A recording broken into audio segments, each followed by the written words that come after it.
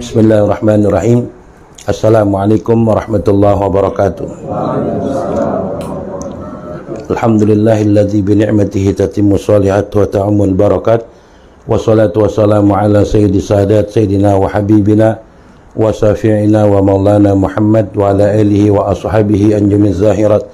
Amma ba'du, subhanaka la ilma lana illa ma 'allamtana innaka antal alimul hakim. Rabbi shrah li sadri wa yassir li amri wahlul 'uqdatam min lisani yafqahu qawli. Hadirin hadirat jamaah yang dirahmati oleh Allah Subhanahu wa taala. Alhamdulillah wa syukurillah, puji serta syukur mari kita panjatkan keharibaan al-Maula Allah Subhanahu wa taala atas segala nikmat dan karunia-Nya sehingga sampai detik ini kita masih diberikan nikmat sehat walafiat, nikmat panjang umur, terlebih lagi nikmat iman dan nikmat Islam, sehingga kita masih dapat hadir duduk di majlis yang mulia ini dengan dalam keadaan sehat walafiat. Kita mohon kepada Allah agar segala nikmat-nikmat yang diberikan oleh Allah bukan hanya hari ini, tapi kita mohon ya sampai kita menutup akhir hayat kita. Hadirin jamaah yang dirahmati oleh Allah Subhanahu wa taala, mari kita buka talim kita dengan baca suratul Fatihah. Kita niatkan Fatihah ini untuk orang tua kita yang telah meninggal dunia, guru-guru kita, nenek dan kakek kita, sanak famili kita, wabil khusus sahibul bait almarhum Bapak Haji Abdullah bin Haji Muntaha. Ya, kita doakan, dan juga orang-orang tua kita yang telah meninggal dunia, ya, agar diampuni segala dosanya, diluaskan kuburnya, dijadikan kuburnya raudhah min riyadil jannah, ala hadhihi niyah wa ala kulli niyatin salihah wa ila hadratin Nabi Muhammadin sallallahu alaihi wasallam. Al-Fatihah. Iyyaka na'budu wa iyyaka nasta'in. Shiratal ladzina an'amta 'alaihim ghairil Al-Fatih Mustafa Rasulullah sallallahu alaihi wasallam wa alihi washabihi azwajuhu wa ahli baiti sayyidina Ahmad bin Isa wa sayyidina al-Faqih al-Muqaddam Muhammad bin Ali wa al-Usuli wa Rahman Abdurrahman As-Sagaf Sanu Syekh Nur Mahdhar sayyidina Abdullah bin Sya'al Idrus al-Ja'far bin Ahmad al-Idrus Abi Abdullah bin Abu Bakar al-Idrus Al-Habib Abdullah bin Abu Bakar Attas wa Sulihim wa Farin Al-Habib Umar bin Abdurrahman Attas sahib ratu sayyidina Sa'ali bin Abdullah al-Baras wa sayyidina Syekh Fakhrul Wujud Bakar bin Salim sayyidina Al-Habib Abdullah bin Abdul Haddad sahib ratu sayyidina Ahmad bin Al-Haddad wa Sulihim wa Farin Al-Habib Abdullah bin Umar Satri Abi Hasan bin Abdullah bin Umar Satri, Salim bin Abdullah bin Umar Satri, Al-Habib Umar bin Ali al-Masyhur, Abdurrahman al-Masyhur, Sayyidul Bughi, Usaina Ahmad bin Zain al-Absi, Sahib Risatul Jami' Sunnah khususan mu'allif hadal kitab, Al-Habib Ahmad bin Umar Satri, wa usulihim wa furim wa kullu ali dzamban wal furait wal tarim wa laha wa sahibul inat anna darajatin fil jannah barakatun asrarihim anwarihim wa ulumihim wa nafatin fid din wad dunya wal akhirah. أن الله يفتح عليه وعلينا فضل العارفين فيكن في الدين وجعلنا من عبادك الصالحين والصالحات وجعلنا من عباد المتقين وجعلنا من عبادك المخلصين بجاه سيدنا رسول الله صلى الله عليه وسلم ببركة توسل على النبي محمد صلى الله عليه وسلم وأهل بيت الرسول على هذه النية وعلى كل نية صالحة وإلى حضرة النبي محمد صلى الله عليه وسلم. الفاتحة. بسم الله الرحمن الرحيم.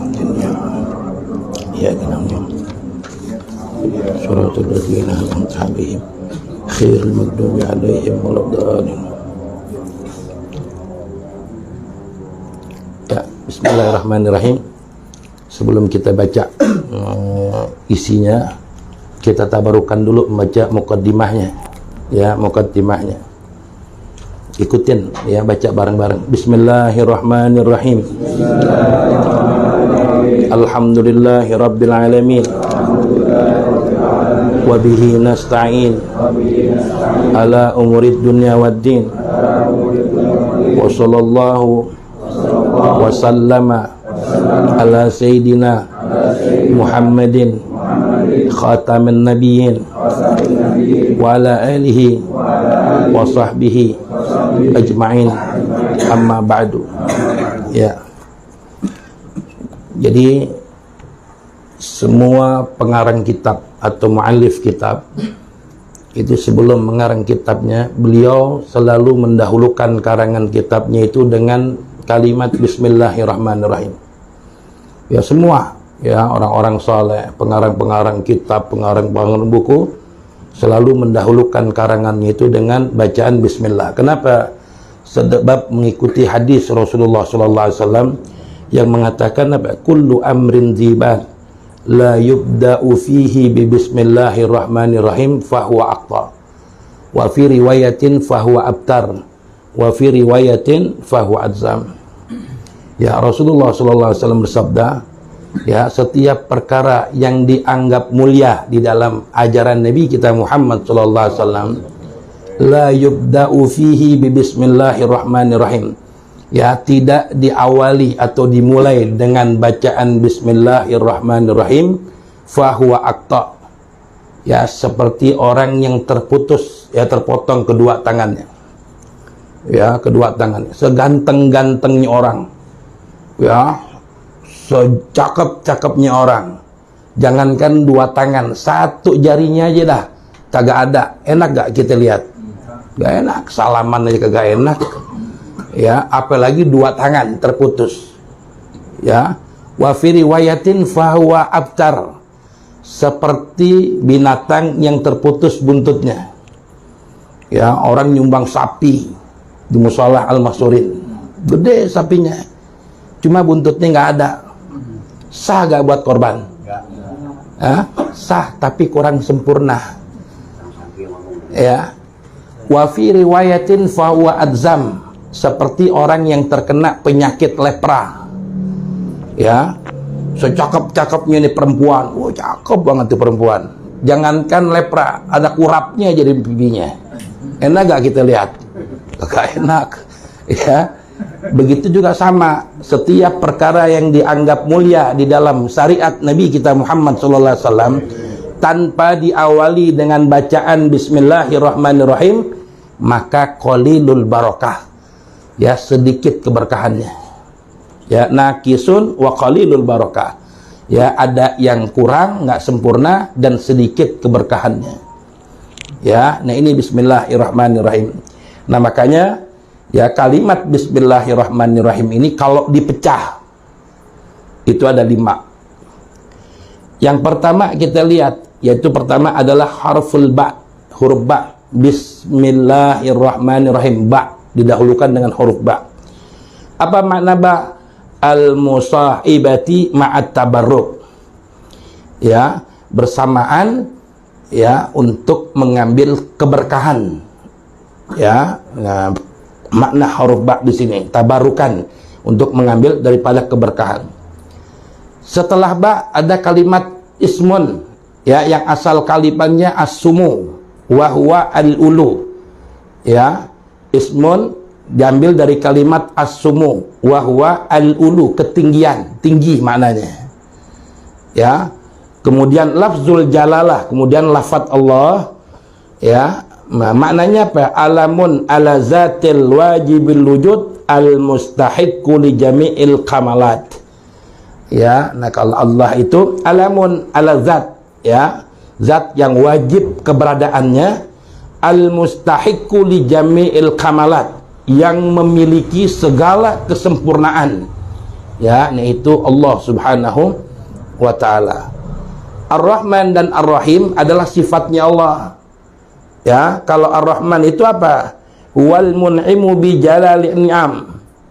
Ya, yang artinya, ya, zat yang memberikan sebesar-besarnya nikmat, itu adalah Ar-Rahman. Kayak kita diberikan mata, ini nikmat besar gak? 2 mata diberikan oleh Allah. Bisa melihat, nikmat besar gak kita? Nikmat besar. Yaitu Ar-Rahman namanya. Sedangkan Ar-Rahim, ya, zat yang memberikan nikmat sekecil-kecilnya nikmat.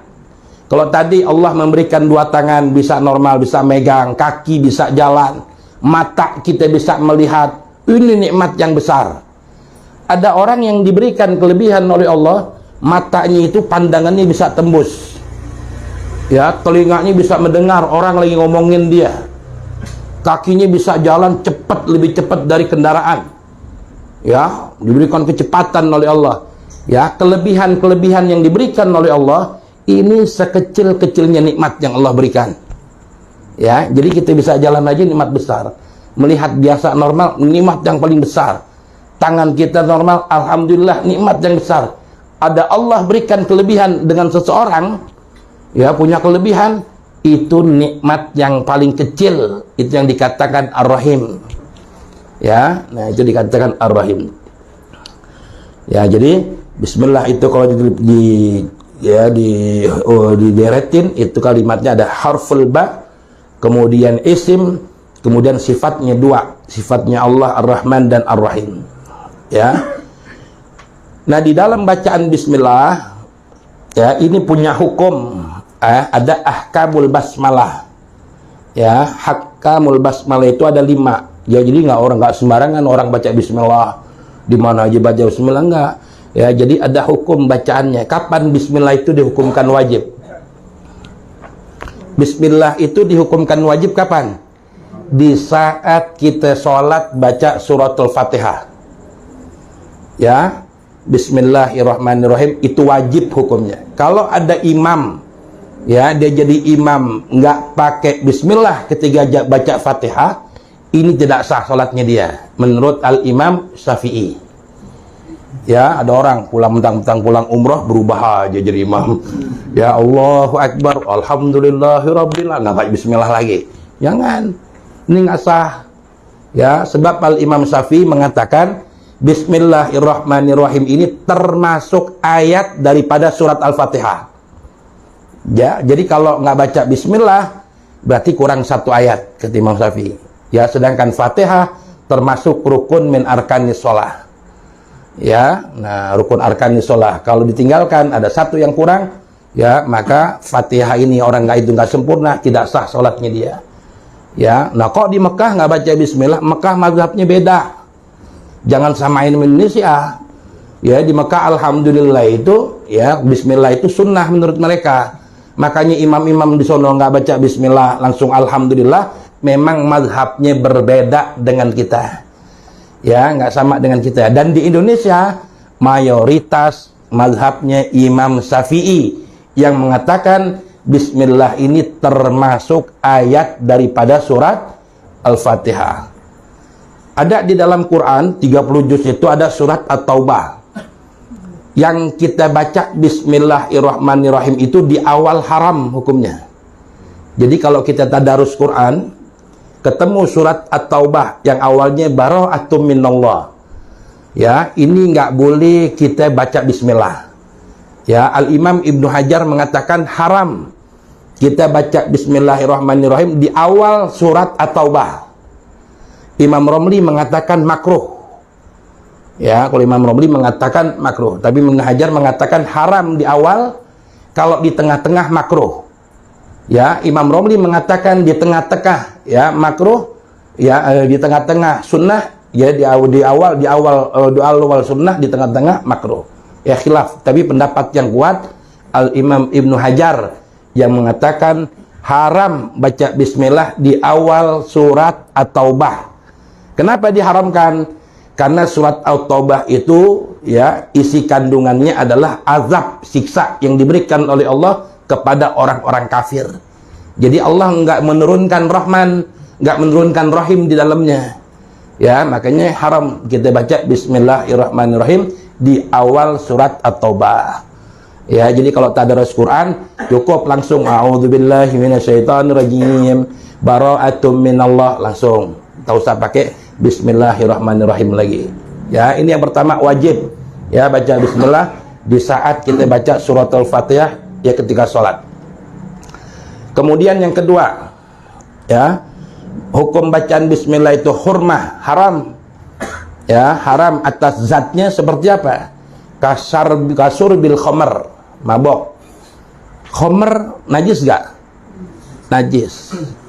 Ya, khamrnya zatnya aja najis. Ya, ketika dia minum baca bismillah. Ya, mabok baca bismillah.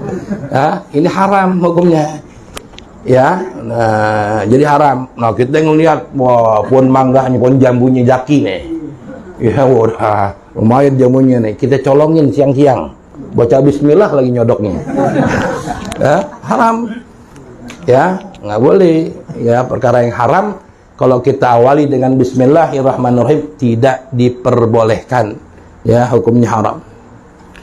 Kemudian yang ketiga, ya, baca bismillah itu sunnah hukumnya. Kapan baca bismillah disunnahkan?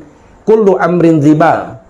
Ya, setiap perkara yang dianggap mulia di dalam syariat Nabi kita Muhammad itu baca bismillah sunnah. Seperti apa? Baca Quran, kita pengen wudu, sunnah baca bismillah ketika cuci tangan. Ketika kita mau nulis surat buat orang tua kita awalin bismillah. Ya, nah itu sunnah. Ya, setiap yang dianggap mulia di dalam ajaran Rasulullah, kita baca bismillah, itu sunnah hukumnya. Ya, amrin zibalin ay hala yuhtamu bihi syar'an kal udu wa kataliful kutubin nafi'ah, seperti mengarang kitab yang manfaat. Ya, itu kita baca bismillah, ya itu sunnah hukumnya. Kemudian baca bismillah dihukumkan ya karohah, makruh, ala makruh li dzatihi, ya atas makruh ya zatnya. Seperti apa? Kan nazrin ma yukrahu nazruhu, seperti kita memandang apa-apa yang dimakruhkan untuk kita pandang. Nah ini ya kita baca bismillah, ini makruh, nggak boleh. Nyabut uban, ya nyabut uban hukumnya apa? Makruh, nggak boleh. Ya, uban itu alamat. Ya kalau umur kita udah di atas 5, udah mulai ada ubanan, itu nikmat dari Allah. Berarti kita lagi diingetin sama Allah. Ya, kalau umur 12 tahun, 13 tahun ubanan, penyakit. Ya, kalau umur kita udah di atas 40 ke atas, sudah mulai ada ubannya 1, 2, itu nikmat. Ya, Allah lagi ingetin kita.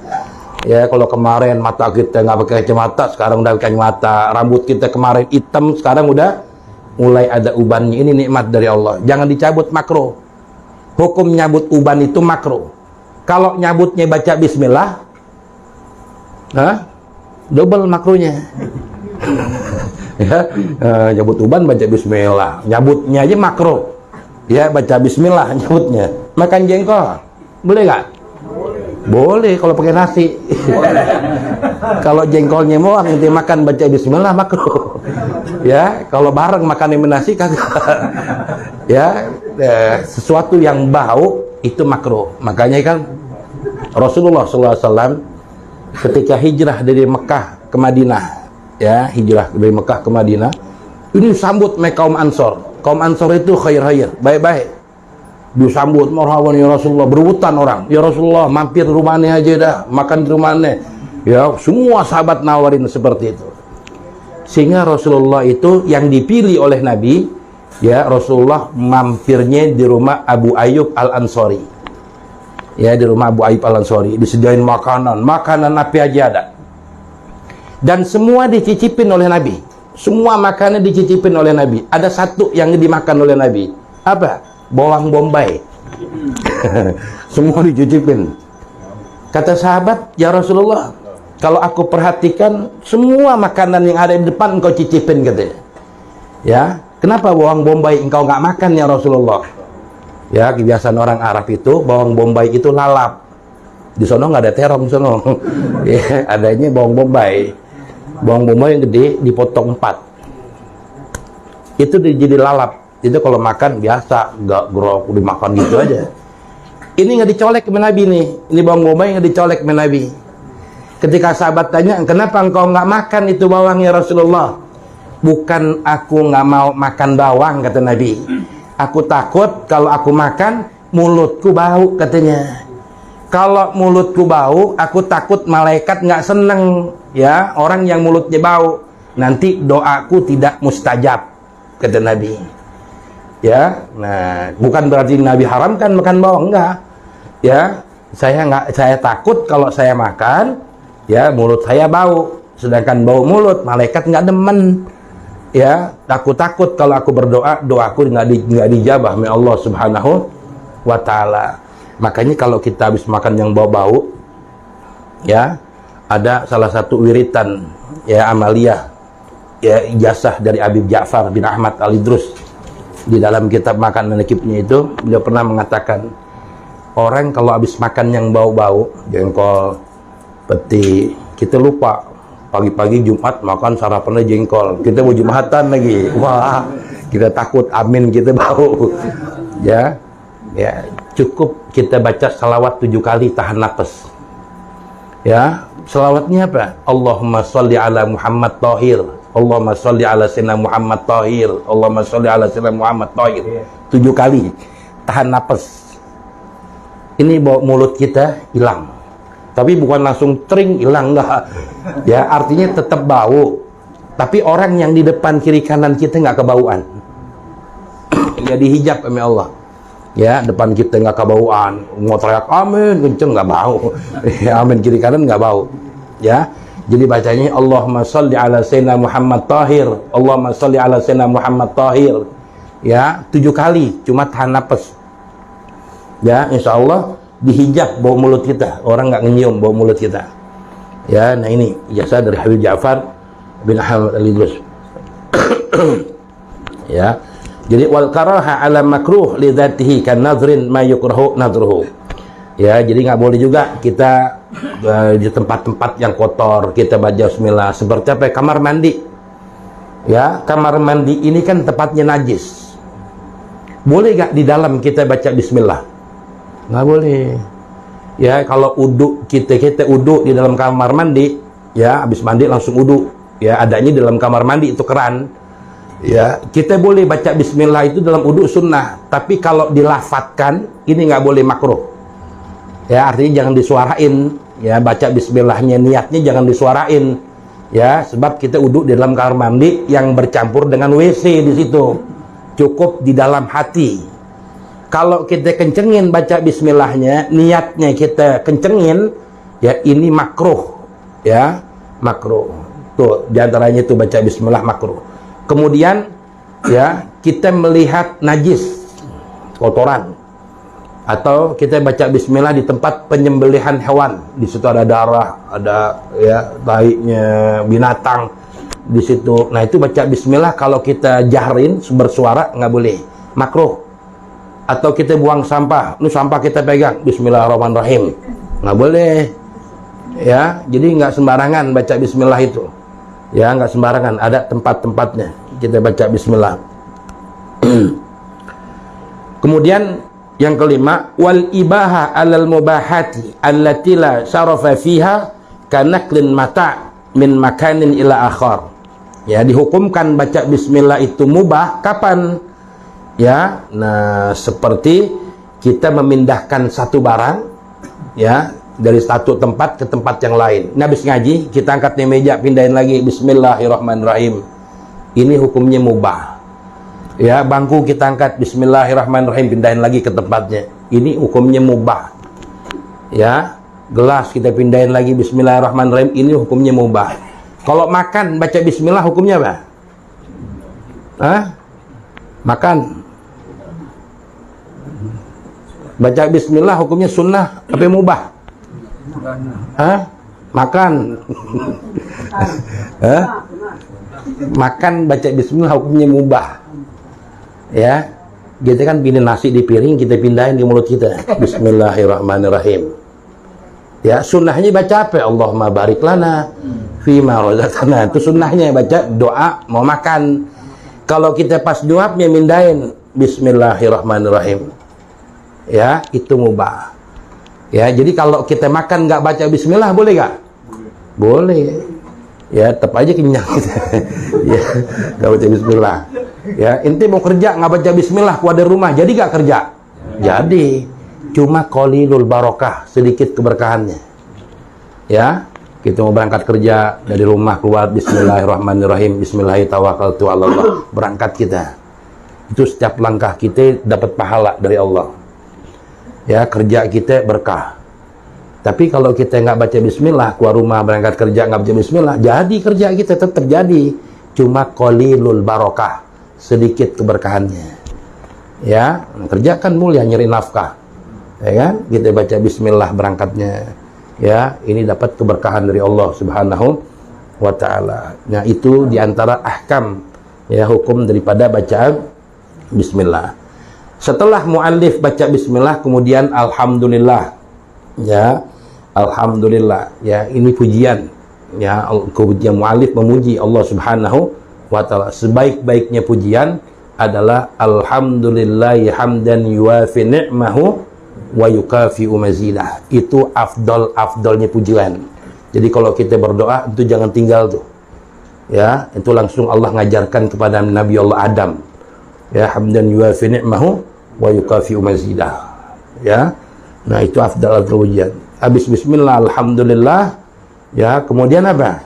Wassalatu ala nabi. Kemudian baca salawat kepada Nabi kita Muhammad sallallahu alaihi wasallam. Ini salawat, ya. Kenapa mu'alif baca salawat? Ya, nggak lepas dari salawat untuk mengalap keberkahan dari Nabi Muhammad sallallahu alaihi wasallam. Salawat, ya. Nah, dulu Nabi kita Muhammad itu pernah berdialog dengan Allah. Allah tanya sama Nabi Muhammad, ya Rasulullah, surga itu punya siapa? Kata Allah, ya, laka ya Rabb, ya, surga itu punya kamu. Langit dan bumi ini milik siapa ya Muhammad? Laka, ya, milik kamu, ya Rabb. Terus ditanya yang pertama, yang terakhir, ya Muhammad, aku ini milik siapa? Ya, Rasulullah nggak bisa jawab ketika itu. Langsung Allah sendiri yang menjawab, aku ini milik umatmu yang senantiasa bersalawat kepadamu ya Muhammad. Ya, luar biasanya. Makanya dikatakan dalam kitab berjanji, al jannatu wa na'imuha sa'dun limay yusalli wa yusallimu taslima. Ya, surga, ya, dan keindahannya dan nikmatnya semua yang ada di surga, sa'dun, disediakan oleh Allah untuk siapa? Orang yang bersalawat kepadamu ya Muhammad. Oh, luar biasa tuh salawat. Makanya orang pun yang selalu bersalawat kepada Rasulullah berarti dia menjalin hubungan batin dengan Nabi kita Muhammad SAW. Orang kalau punya jalinan hubungan batin dengan Rasulullah, ya, orang ini selalu mendapat tuntunan baik di dunia maupun di akhirat. Ya, dulu ada tahun 87 orang Peloso, ini orang Peloso, dia ngamalin kitab Dalail Khairat, dijalanin, didawamin Dalail Khairat setiap hari, ya, kan ada hari ini selawatnya. Nah, dia punya bapak masih kejawen, bapaknya kejawen, ya, saking kepengen bapaknya ini berubah jadi orang Islam beneran, anaknya hajiin, pergiin haji sama anaknya. Ya, tahun 78 masih pakai perahu, 78-an ya. Nah, dipergiin haji sama anaknya. Ketika di kapal laut, ya, bapaknya meninggal dunia. Ya, baru dapat seminggu di laut, meninggal dunia. Ketika meninggal, mukanya berubah, ya, menjadi angus. Ya, menjadi angus. Akhirnya apa? Anaknya saking malunya, bapaknya wajahnya berubah, ditutupin. Orang gak ada yang tahu kalau bapaknya udah meninggal. Anaknya terus, karena didawam baca dalail, habis baca dalail diminta, ya Allah, tutuplah aib dari orang tua saya, ya Allah. Ya, takut ketahuan sama orang. Ya, kalau bapaknya berubah wajahnya. Akhirnya, ini anak udah saking berdoa sambil nangis, akhirnya tertidur. Nah, ketika tidur ini, datanglah baginda Nabi Muhammad. Rasulullah hadir dalam mimpinya, ya. Nah, kata di dalam mimpinya, wahai anak muda, engkau jangan takut, katanya, izinkan aku buka kepalanya bapakmu, katanya.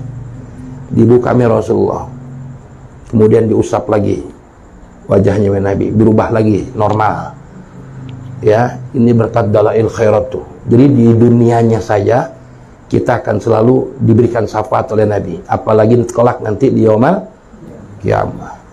Makanya kata Nabi kan kepada Aisyah, wailun ya Aisyah, katanya, celaka ya Aisyah. Man ya Rasulullah, siapa orang yang celaka? Ya, man zikruhu, katanya, orang yang namaku disebut, kata Rasulullah, dia tidak berselawat kepadaku. Nanti di akhirat orang ini nggak bisa melihat wajahku, kata Nabi. Ya, jadi kalau kita dengar nama Nabi Muhammad sebutin, jawab sallallahu alaihi Muhammad, ya, Allahumma sholli ala Muhammad, jawab. Ya, sebab orang yang nggak jawab ketika namaku disebut oleh Rasulullah, nanti di yaumul kiamah dia nggak bisa melihat wajahku. Ya, nah, selawat. Jadi ulama-ulama membaca selawat kepada Nabi, kemudian kepada keluarganya Nabi. Ya, keluarganya Nabi siapa? Ya, nah, keluarganya Nabi itu dari Bani Hasim wa Bani Muthalib. Ya, ditambahin oleh Imam Syafi'i wa jami'il mu'minin. Ya, jadi yang namanya ahli bait Rasul, keluarganya Rasulullah ini dari dua keturunan ini. Dari Bani Hasim dan dari Bani Muthalib. Imam Syafi'i menambahkan wa jami'il mu'minin, dan seluruh orang-orang yang beriman itu keluarganya Nabi. Ya, cuma bukan dari segi nasab. Ya, sebab yang namanya keturunan Nabi ada yang segi nasab, ada yang dari segi keimanan. Kalau zuriyah Nabi dari Bani Hasyim wa Muthalib, ini dari segi nasab nyambung kepada Rasulullah. Nah, kalau kita ya dikatakan keluarganya Nabi, dari mana kita? Keimanan kita dengan Nabi Muhammad SAW dari jalur keimanan.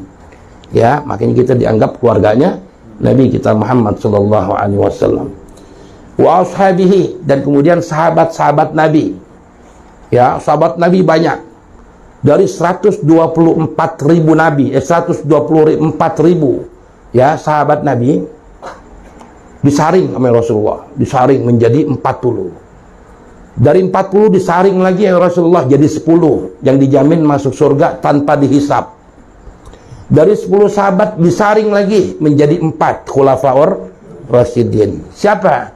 Yang pertama Sayyidina Abu Bakar. Ya, nah, kenapa Sayyidina Abu Bakar dijadikan khalifah yang pertama? Dilihat dari apanya? Ya, punya kelebihan apa Sayyidina Abu Bakar? Sayyidina Abu Bakar keimanannya luar biasa. Kata Nabi, seandainya iman seluruh ya umat Islam seluruh dunia ditimbang oleh imannya Sayyidina Abu Bakar, itu nggak ada setengahnya. Oh, Abu Bakar iman itu. Makanya beliau pernah lagi jalan di tengah kuburan, jenggotnya jatuh satu lembar nih, jenggotnya jatuh. Yang lagi disiksa diampunin sama Allah. Yang lagi digebukin sama malaikat di kuburan diampunin sama Allah. Gara-gara apa? Jenggotnya Abu Bakar jatuh. Begitu Abu Bakar. Ya, sekalipun beliau udah jadi khalifah, tetap pekerjaan beliau meres, ya, meres ontak. Itu nggak ditinggalin. Dan Abu Bakar Siddiq ini orang yang warak, nggak mau makan sembarangan. Pernah ya pembantunya itu saking sayangnya Abu Bakar dibikinin marak, dibikinin daging, diantar ke Abu Bakar, nggak dicolek Abu Bakar. Ya, nah kata Abu Bakar, ini engkau bisa masak daging ini, uang dari mana ya Abu Bakar? Hasil kerja saya. Ya, engkau beli dagingnya di mana? Di pasar. Siapa yang nyembelih? Repot tanya. Abu Bakar nggak mau sembarangan. Abu Bakar, kalau gitu kan, wah opor, Iwan bawain, coba, ya, enggak ditanya, Abu Bakar, asalnya dari mana, duit lo dari mana, pasar mana lo belinya, ya, nah ditanya, dua Abu Bakar tuh, makanya hebat beliau, ya, dan salah satu putrinya Abu Bakar, siapa namanya? Aisyah, ya, jadi Abu Bakar itu sahabat juga, ya, mantunya, ya, mertuanya Rasulullah juga, Abu Bakar. Kemudian yang kedua siapa? Umar. Ya, Umar ini pembunuh, pemabok. Semuanya ada di Umar nih. Ya, ada di Umar. Ya, tapi putrinya Sayyidina Umar siapa namanya? Hah? Hafsah. Ya, yang juga menjadi istri Rasulullah. Ya, sahabat juga, mertua juga Sayyidina Umar. Apa kelebihannya Umar? Ya, kelebihannya Umar ini tidak lain, ya, beliau punya kelebihan saking ya ditakutinnya. Sayyidina Umar itu paling ditakutin oleh bangsa jin dan manusia. Inti kalau nggak percaya, ya dulu ada pernah praktekin di sono di Hadramaut itu, kalau setiap bulan Sa'ban itu kita ziarah ke Nabi Hud. Ziarah ke Nabi Hud itu nggak pulang, seminggu kita nginep. Ya, seminggu kita nginep. Tiap hari makan kita daging. Ya, kita mandi jauh di kalinya Nabi Hud. Yang khawatir kan kita junub, ayo. Kalau junub, wah diundung. Ya, itu kalau kita sampai, kita langsung tulis jidat kita, Umar bin Khattab. Atau dada kita. Gak bakal kita mimpi junub. Ya, kita mau camping di gunung 3 hari. Wah, takut junub. Ya dingin mandinya nih. Tulis Umar bin Khattab sebelum tidur. Gak bakal mimpi junub kita. Ya, Umar bin Khattab tuh luar biasa. Ya, Sayyidina Umar punya kelebihan. Ya, jadi Sayyidina Umar apa kelebihannya? Beliau ini salah seorang sahabat yang bisa menjaga uduk. Jadi setan pada takut, jin pada takut karena uduk. Ya, beliau bisa jaga dari uduk zuhur sampai isya, beliau nggak batal. beliau sholat isya pakai uduk dhuhr. Itu Sayyidina Umar tuh. Bisa nggak kita? Bisa nahan kencing, bisa apa? Ya, dikit-dikit beser, dikit-dikit beser kita. Sayyidina Umar enggak.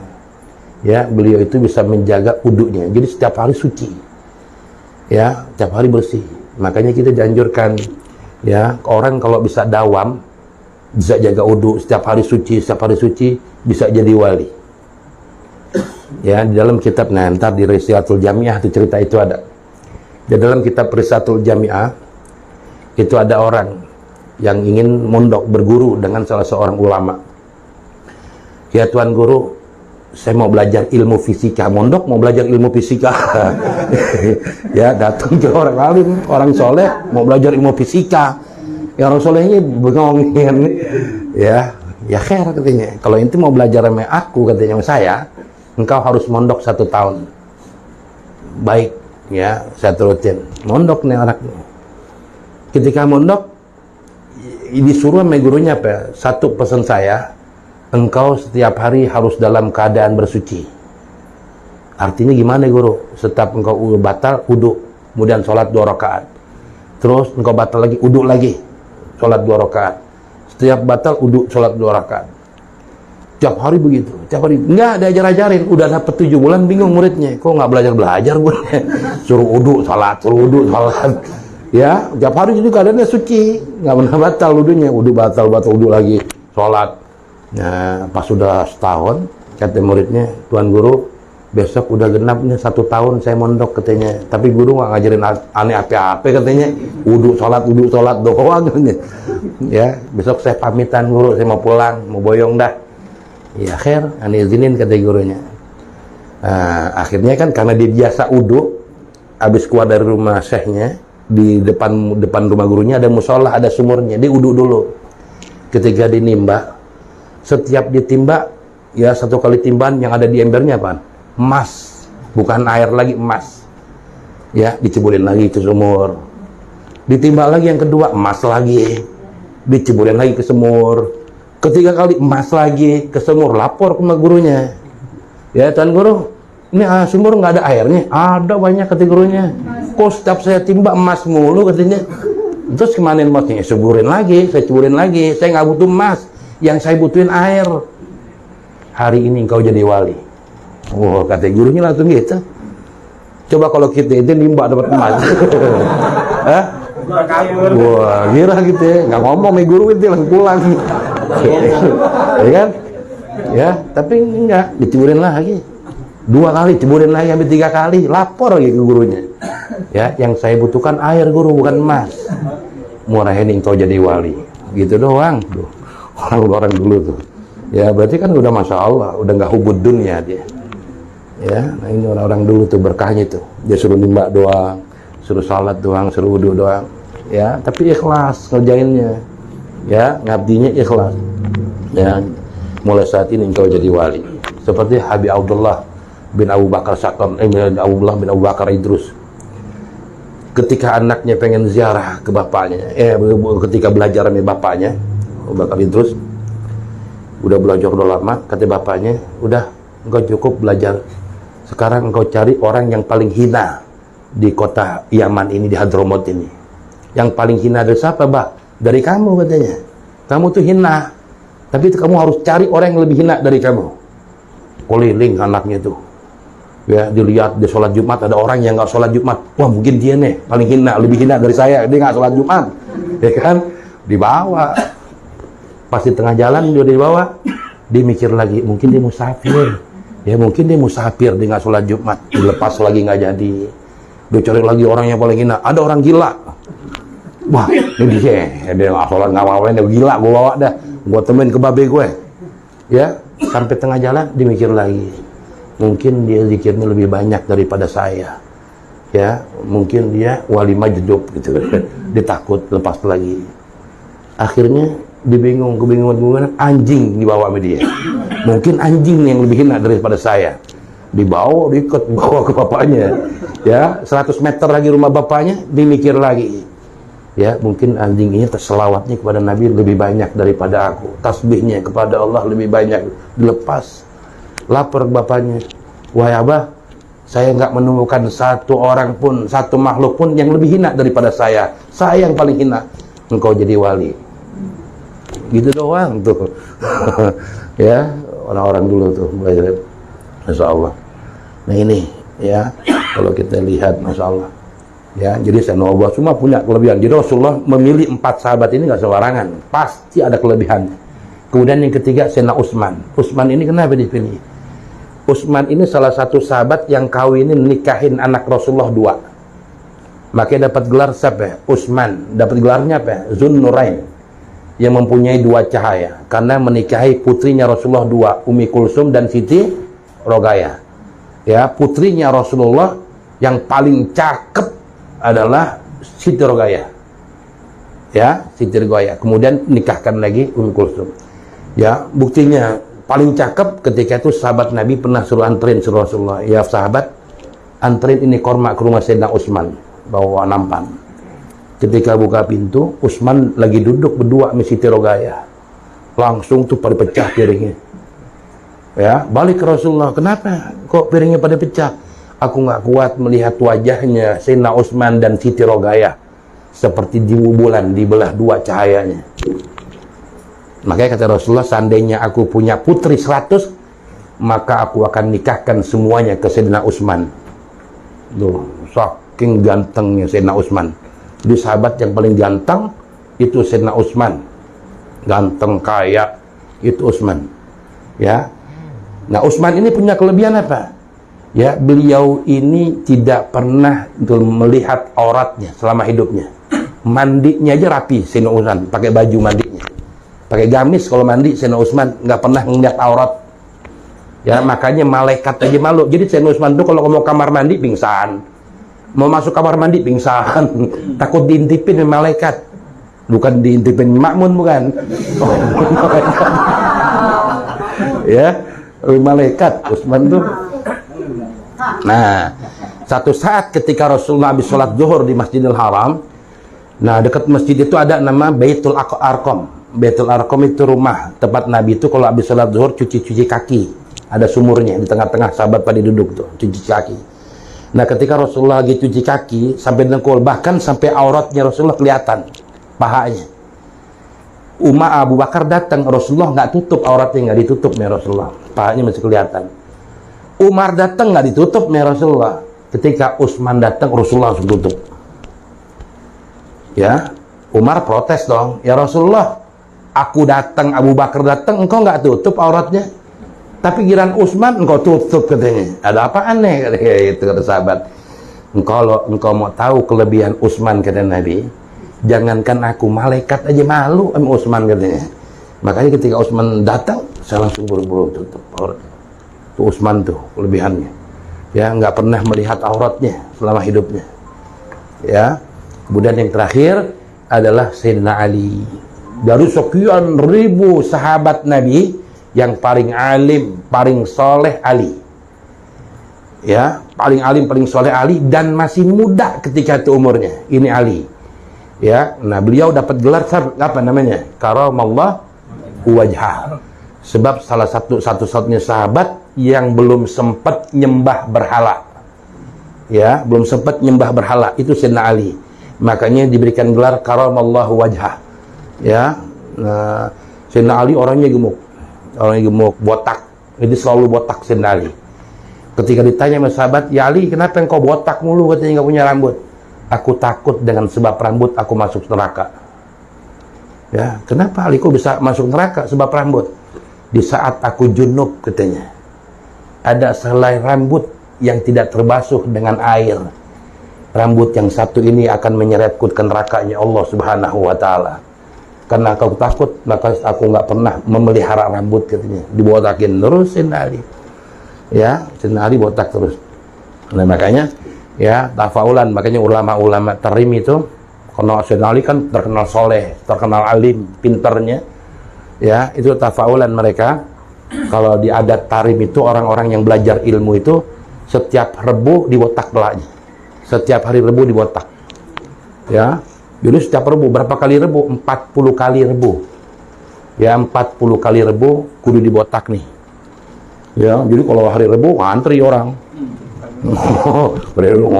Cepet-cepet nyukur udah jago-jago. Ya setiap hari Rebo ya dibotak. Ya ada teman aneh kemarin gitu, gimana Ustaz biar pinter, biar ngafal gampang, botakin anak ente tiap hari Rebo. Ya anaknya dibotakin tapi nggak di ngajiin. Dibotakin aja anak kita Rebo tapi nggak ditalimin. Ya.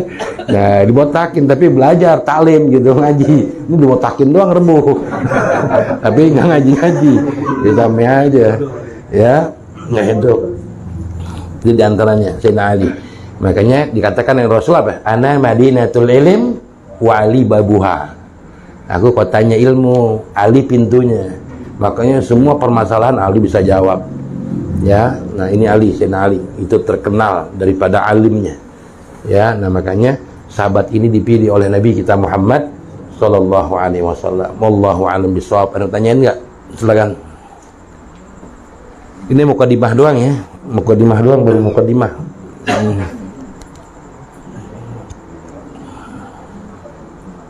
Silakan ada pertanyaan. Di luar tema enggak apa-apa.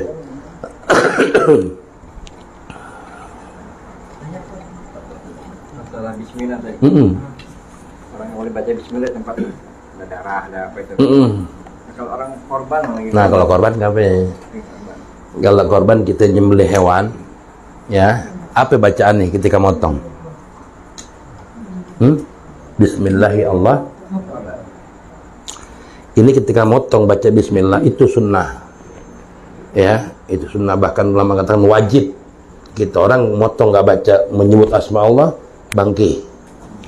Ya, makanya Imam Syafi'i mengatakan wajib ya ketika itu kita menyembelih hewan Bismillahirrahmanirrahim atau Bismillahirrahmanirrahim akbar. Ya, nah ketika itu keluar darahnya najis. Nah, tapi di saat bismillah kan belum keluar darah itu. Ya, Bismillahirrahmanirrahim akbar boleh. Ya, itu diperbolehkan. Nah, yang nggak boleh itu kita di pelbak kita baca bismillah. Ya, di dalam kamar mandi, ya, atau di tempat jaga yang udah tempat mahalus sabe, ya, tempat pemotokan. Nah, ini makruh hukumnya. Kalau dilafatkan, kalau dalam hati nggak apa-apa, baca bismillah dalam hati nggak apa-apa. Kalau tempat-tempat yang ada najisnya baca bismillah boleh, tapi dalam hati. Kalau dilafatkan makruh, ya. Ya, silakan. Kalau minum kan, kalau minum pakai bismillah. Iya, ya kalau minum kita baca bismillah gak? Nah, kalau minum itu dianjurkan, disunahkan bismillah. Ya, kalau makan kan doanya emang udah khusus, doa mau makan. Doa mau minum ada gak? Ya, nah ini baca bismillah boleh.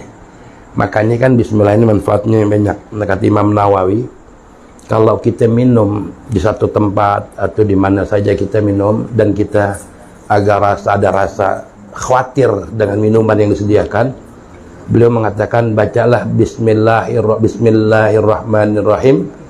Ya, apal gak surat ini yang lau anzalna hadzal Qur'an ala jablin ratu khasan mutasaddian min khasyatillah wa tilkal amsalam nadhiba. Nah, itu baca, itu amalin tuh. Itu ayat itu penting. Ya, ayat itu penting. Kalau baca ayat itu pegang pala kita. Lau anzalna hadzal Qur'an ala jablin ratu khasan mutasaddian min khasyatillah, ya, wa tilkal amsal, itu kan 3 ayat tuh. Ya, itu penting. Dan aneh ngerasain sendiri. Ya, aneh ngerasain sendiri. Itu ada di Wirdul Latif tuh. Ya, itu aneh ngerasain sendiri waktu aneh stroke tuh. Waktu aneh stroke, pembuluh darah aneh kan pecah. Pendorong darahnya pecah. Ini udah setengah sadar ketika itu. Kata dokter Cibinong itu, rumah sakit Husada, aneh harus dibelek palanya. Ya, nggak bisa ini Pak, udah nggak ketolong katanya. Karena aneh sentuk subuh, aneh baru ke dokter jam 2 siang. Jadi udah telat katanya. Ya, kata abang aneh, Jali, jangan pindahin aja ke Budiasi. Pindahin Budiasi. Nah, sampai Budiasi, coba dah kita ikhtiar katanya dokternya. Aneh denger gitu dah, cuma dengar suaranya aja. Ikhtiar aja dah, bismillah. Kita berusaha. Ya, itu Allah kasih sembuh. Ya, akhirnya bisa dengan obat. Ya, bisa dengan obat. Nah, cuma ini ketika itu masih setengah sadar tuh. Dan aneh nangis mulu. Ya, ane dirawat 8 hari. Di hari keempat itu terus di hari keempat dapat 4 hari di rumah sakit, ane masih nangis terus. Yang ane nangis bukan apa-apa, ane mikirin santriane yatim siapa yang ngasih makan. Ya kan? Bulan puasa lagi. Ya, takut nggak urusan santri. Itu ane nangis itu mikirin itu. Nah, pas itu kan Kamis. Istri ane itu lagi coronanya tuh. Rumah sakit di lantai 4 ane doang pasiennya, kosong semua, ane doang pasiennya. Seremnya bukan main ke rumah sakit. Ya. Bini ini pagi-pagi udah meriang tuh. Wow, meriangnya udah tidur deh. Bener, pas malam Jumatnya ane didatengin orang 1:30 malam. Itu sekitar 6 orang. Itu ane setengah sadar, antara sadar nggak sadar, 1:30 malam. Ane masih melek, hari mana tidur. Nah, itu orang ngucapin salam, tapi ini dokter aneh. Dia nggak pakai pakaian baju dokter. Yang aneh lihat pakai pet, tapi wajahnya nggak kelihatan. 6 orang. Dia ngucapin assalamualaikum ya Ustadz. Waalaikumsalam. Dia jawab, izinkan saya pegang pala katanya. Pala Ustadz boleh nih bilang. Dipegang pala nih. Ada setengah jam. Tangan aneh dipegang, kaki. Ya, setengah jam dah, kurang lebih setengah jam dipegang, ini diam aja, diketok-ketok kakiannya gitu, ingat aneh. Ya, yang 3 ini diri aja dia, kayak baca-baca gitu. Ya udah selesai, kata dia gini, Ustadz jangan nangis mulu, Ustadz bakal normal lagi, gitu dia. Jangan khawatir. Udah dikeluar. Paginya suster ganti impusan, yang tanya, suster semalam siapa yang tugas dokter mana, dokter siapa? Jam berapa Pak Haji? 1:30. Mana ada kata dia. Dokter 1:30 praktek kagak ada Pak Haji. Saya terakhir jam 9 ganti impus katanya. Udah saya nggak balik-balik lagi. Kalau 1:30 siapa yang datang Pak Haji? Benar yang datang. Tuh, aneh bilang, tangan saya bisa cangkat nih loh. Kaget tuh susternya. Tuh kakiannya tuh. Oh iya Pak Haji. Yang benar Pak Haji, berapa orang? 6 orang. Dia bilang, dokter apa nih? Oh iya jangan ngomong begitu, bisa merinding nih kata dia. Ya, nah itu anak rasain itu. Ya sebab dapatnya keterangan dapat Syekh Abdul Ghafur itu, orang yang sering ngamalin itu, dia akan terhindar dari penyakit di bagian kepala yang berat sekalipun akan terhindar akan disembuhkan oleh Allah. Ya, tapi ketika baca pegang kepala kita, law anzalna hadzal qur'ana la jabrin ra'aitu khashi'an mutasadian khasyatillah wa tilkal absalu nadribu lin-nasi la'allahum yatafakkarun. Ya 3 ayat itu. Di Wirdul Latif adanya. Itu dawamin, ya. Jadi kalau kita sakit di bagian kepala itu insyaallah sembuh. Ya, Allah hindarkan dari bagian penyakit kepala yang berat-berat. Ya, wallahu a'lam bishawab. Al-Fatihah. Bismillah. Ya kita ya kita suratul ladzina an'amta 'alaihim khairil maghdubi 'alaihim waladdallin. وفاني كريم الرحمن الرحيم بحق الفاتحة بسر الفاتحة بكرامة الفاتحة افتح لنا أبواب النعمة وأبواب البركة وأبواب الصحة وأبواب السلامة وأبواب التوفيق والهداية.